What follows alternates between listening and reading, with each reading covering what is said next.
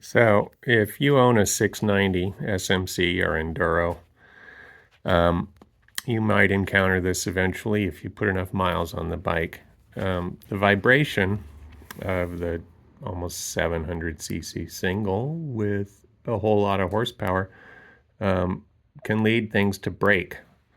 In my case, first, this screen, which is the screen inside the Speedo Tach display, vibrated and broke every one of those pins off of the screen.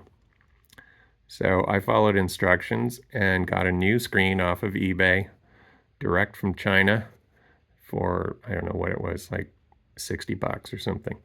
And I put it in and glued it in with hot melt adhesive and like that, and it works fine.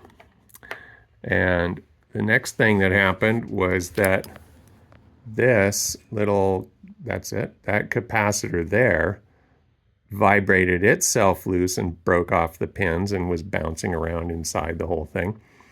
So that didn't work. I bought some new ones cheap on eBay, and they have a specific spec, which is that it's upside down, and they're a certain type, and you'll find them easily enough if you want to.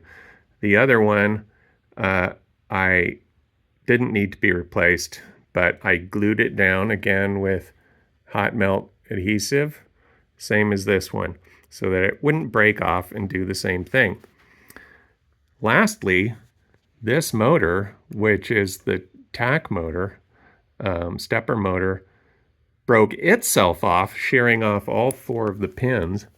And so the Tach needle was just going crazy all over the place. As the thing vibrated around, it would occasionally make contact with the contacts and do some kind of random activity, and I had no idea what anything was doing at any time.